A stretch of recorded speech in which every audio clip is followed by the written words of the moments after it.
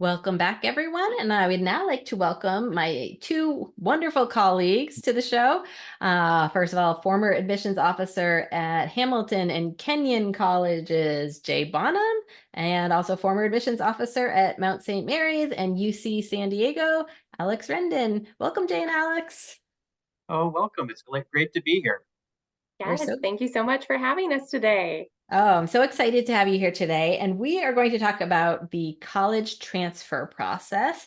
And the game plan, I think, give or take, is we were going to initially have two separate segments, and we said it's funner if we all come together and chat together. But kind of give or take, Jay's going to address, I think, how the process works at kind of most colleges. And Alex is going to talk specifically about how the transfer process works at the University of California schools, because they like to do their own thing for better or worse. And I think it's often for better. The thing I love about the UCs, Alex, is I think they tend to be very, very transparent about everything. They spell everything out and try and make it as clear as possible for families. So that's the awesome thing about the UCs. And then Jay, you got to represent the other like few thousand schools 1,000 and or all their 4,000. different Yes. policies. No I'll pressure try. though. Okay, so to start off, I think I'll start with you, Jay. Why in general do people decide to transfer colleges? Yeah, I mean, it's a great question, a great place to start because there's a couple main reasons why I think students decide that they want to transfer. The first and foremost are students who are at a 2-year institution and they've completed their education um, at that community college and they're ready to move on to a 4-year institution. And so that certainly is one big pathway that you'll find. Another reason why some students may decide to change institutions is that maybe their academic interests have changed. They went to a particular university expecting to be major A or major B, and then they get there and they start taking some courses and they realize that maybe their interests lie in other areas and that their current institution may not have those programs that they're looking for. I mean, hopefully that wouldn't be the case, but I know there would be some instances where it is better for the student to look at another institution if they are going to look for some other academic areas. And I think the last sort of main reason for kids to transfer is that, and again, as a transfer coordinator, I hope this would never happen, but there are instances when students just, the fit with that current institution is just not a good one. Yeah. That maybe they go to a large university and they realize that they'd much rather be in a smaller setting or vice versa. And so, again, like the whole goal is not to transfer in that kind of situation, that you want to make sure that your current institution is going to work well for you. But at the end of the day, if a student feels as though it's not the right environment, then certainly they should look to find an institution where they know they're going to be happy or certainly be successful both academically and also socially too. That makes perfect sense. And those all seem like really good reasons to transfer. And Alex, I have heard that the UCs have a lot of transfer students. So can you talk a little bit about why there are so many transfer students at the UCs? Right. So with the UCs, as well as I think you can probably see this at other large public universities, part of their educational plan is to support the students going through the community college system. So creating a really clear pathway there. So with UCs and California's master plan for higher education, they're hoping to create a pathway from that 2-year college to a UC or a CSU campus. So at the UCs, why we say they love transfers is about a third of their population come in as transfer students. So again, just a really great pathway. Totally. And I have heard, correct me if I'm wrong, if your goal is to attend a UC, but maybe you don't have the grades to get in as a freshman, now that I'm saying it, the scenario is not going to make sense, but that it is easier to get into a UC as a transfer from a local community college than from Stanford or Right. another 4-year school. Right, exactly. So at the UC campuses, there is priority for the transfer students given to the California Community College pathway. And why that is that student at a California community college at the junior college level doesn't have the option necessarily, although there are a few caveats and exceptions here, to complete their 4-year bachelor's degree at the community college versus the student at Stanford or any other university. They already have that pathway to complete that 4-year degree. Right. So the community college will have precedent, and about 91% of transfers come from the California community college level at the UCs. So that actually gets to, I was just about to ask you, what is there a typical UC transfer student? And is it, I guess it's someone who has started at a community college. Yes, I'd say Yeah. obviously by the numbers, that's the most common pathway. It is a very clear-cut pathway in knowing exactly what classes you need to take to transfer. So I'd say that is the typical student. But then, as Jay mentioned before, there's also students who are transferring from out-of-state colleges. There may be the student who is transferring from UC to UC. Or other 4-year universities. So there are space for those students. So still absolutely encourage you, if you're not at the California Community College, still apply if you're interested in the UC.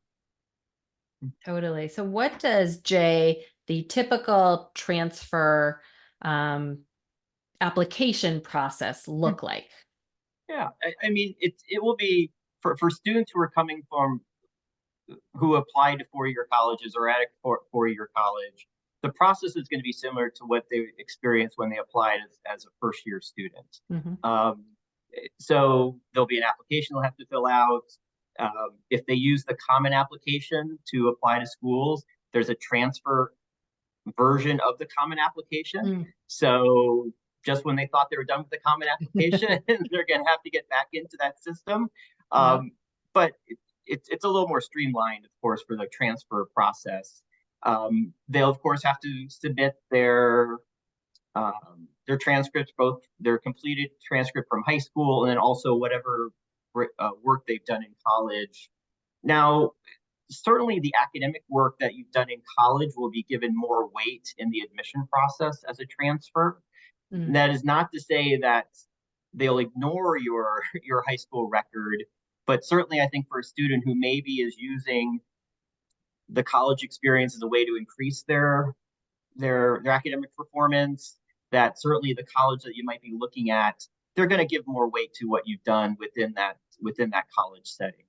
And then some universities for the transfer process, there'll be some essays. There'll be a sort of a main sort of like, why do you want to transfer essay that you'll have to complete? And then some colleges, universities will have other supplemental essays.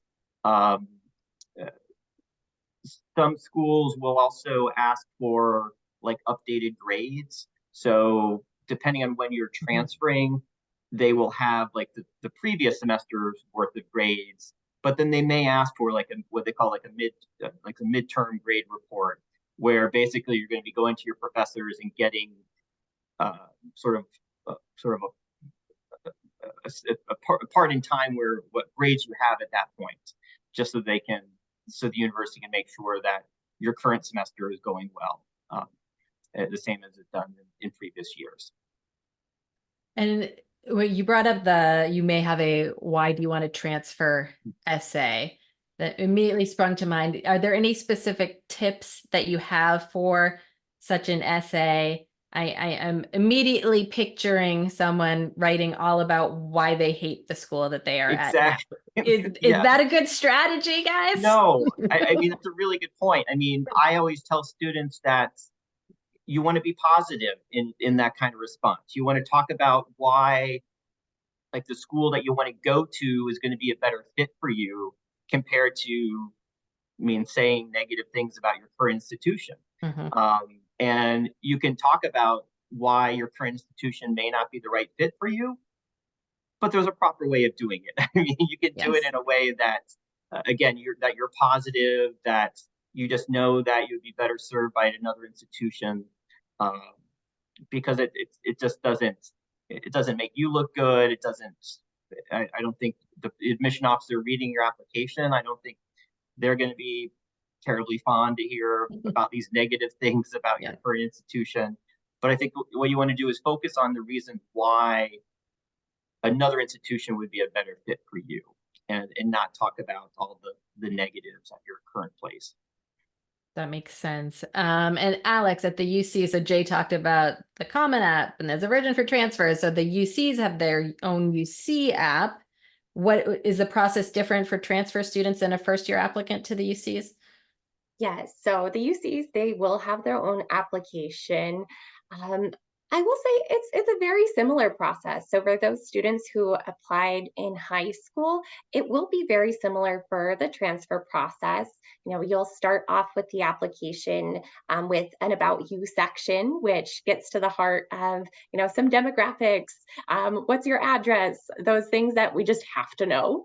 Yep. There's a section for your academic history. So you'll list all of the colleges or universities that you've attended, and you'll also self-report all of your grades there. So that might be a little bit different from the common application where maybe you're sending in a transcript right away. There's a place for activities and awards. So the difference here then, you know, a first year application, we want to really focus on what have you done since you've graduated high school? So what have you done at the college level? And then there's a scholarships page, as well as the personal insight questions. So this is actually the area where I'd say, yes, there is a difference. Mhm. With the first year application, you know, there are 4 questions you choose to respond to out of 8 options. For the transfer process, there is 1 required question and 3 additional questions you can choose from. So, what's that required question? I know you're all biting your nails on the edge of your seat. It has to do with your intended major. So, what have you as a student done to prepare for that intended major? Interesting. So Mhm. it's more of, it seems like maybe they're expecting you to know exactly what you want to do, at least in terms of major at the UCs, maybe more so. Yes, yes. To a great extent, I would say you want to know what you're going to major in when Mhm. you're applying and really think about that as you're journeying through your initial college experience. And why that is you do have to select a major to apply to on the UC application. And if you get to a UC campus and say, hey, actually, I wanted to switch my major to this instead, that's not going to be an option. So you do have to Oh, do that kind of soul searching early on in that college process. And also, there may be certain majors where you have to take prerequisite courses or yeah. major prep in order to apply. So it is really important to look into that as you're going through the application process and before as you're planning your courses. Got it. And I'm guessing that not necessarily the case. Now, Jay is speaking for like It's now a few yeah, thousand schools right. that. Everybody. No, I mean, one thing I was thinking is that in some ways, because a student is transferring either after their first year or after their second year, they're at that point when they have to make that decision about, like, because if Right. you're going to be transferring, especially like as a new junior, like your third year, that is the point at which you are starting to really focus in on what your major Yeah. is. And so, I mean, certainly there'll be schools, and certainly the places where I worked, we weren't necessarily admitting kids as transfer students for a particular major. It was just because, being a liberal arts school, we wanted to give kids that Mhm. flexibility. But certainly by that point, they need to know, like, what they want to be doing. And so Right. certainly the transfer students are much more focused on, again, what they want to get out of their education and what direction they want to go in. So Right. I think for other universities, it may not be as explicit as it might be Yeah. for like the UCs, but I think students definitely need to know what they're going to do because they only have a short amount of time to complete Right. that experience. And speaking of time, Jay, what is the timeline for the Yeah. transfer process? Yep. So, I mean, usually, well, first of all, most universities would want you to have at least a full semester of grades and courses under your belt. So there's Mhm. not many universities that would allow, and there will be some exceptions, but most students will transfer after they've completed the first full year or like Mhm. a second year.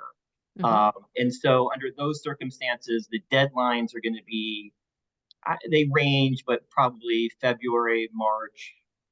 Some large universities may even go into like April.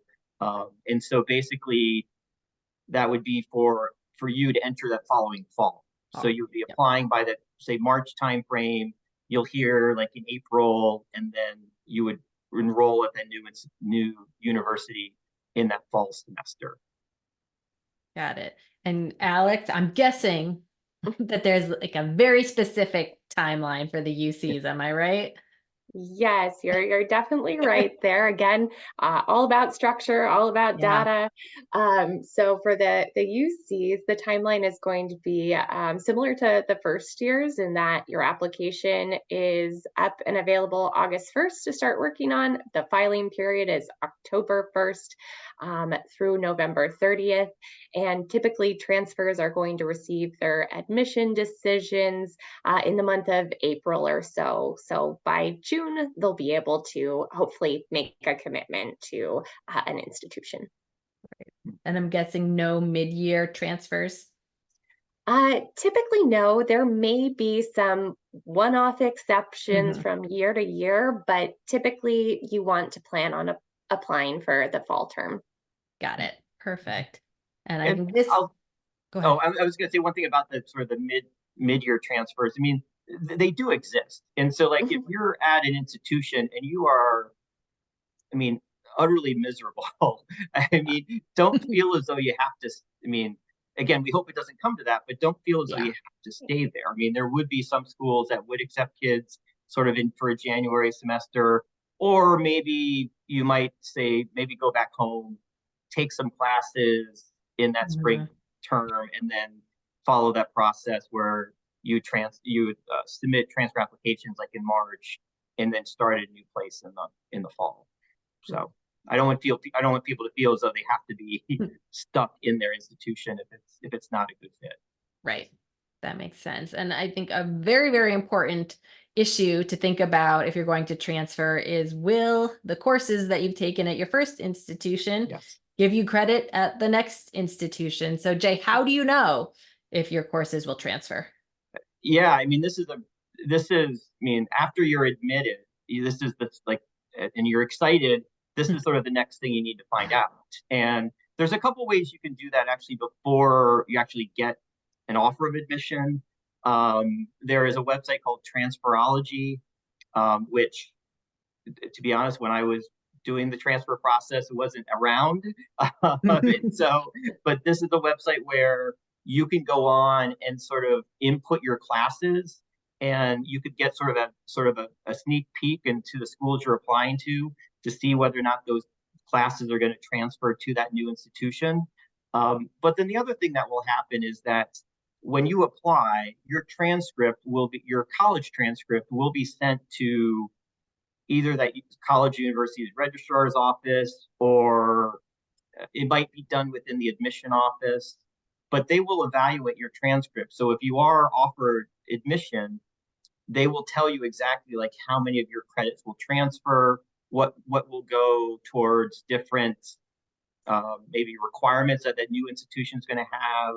But you definitely want to know like what's going to happen because it has academic implications. You want to know like you're going to get the right classes, that you're set for your major, financial implications. Like you want to make sure that you don't have to stay like an extra year or extra Wow. semester. So yeah, this is an important part. Any questions you have, reach out to the admission office. Every admission office will have someone, I mean, like myself, when I worked at admissions, Mhm. who was the transfer coordinator and can help you to answer questions and or put you in contact with the right people. So it's not something you have to do sort of on your own. How about at the UCs, Alex? I bet they've got a website that spells it all out. Yes, I will say for if you're a California community college student, your best friend is going to be something called assist.org. Mhm. And that is because it tells you exactly what courses at your community college will transfer to the UC or the CSU system. So, again, making that pathway really transparent and easy. Um, Yep. if you are transferring from one UC to another, so say we're at UC Irvine and want to transfer to UC Santa Cruz, know that between the UCs, all of your classes will always transfer because they're UC classes. And then if we are an out of state student potentially or at a different 4-year institution, while there aren't those kind of formal articulation agreements, what students can do is take a look at their courses they've taken, take a look at their syllabus, and compare that to the course catalog at the UC system. If the content seems to be very similar, likely we're going to see a transfer there. So there's no really clear-cut pathway. It will happen, after the application is evaluated. So I know that's always a point of frustration Yeah. for students is they want to know exactly what transfers, but unfortunately, a lot of work does have to go into that process to make sure it will all transfer. Yep. And I've heard of something called the TAG program at the UCs, Alex. What does it mean to tag to a UC? Yes, yes. So the UCs absolutely, as many colleges do, love acronyms. So TAG is the Transfer Admission Guarantee. So when you tag a UC, essentially that means if you meet all of the requirements for that UC campus, you have a guaranteed admission.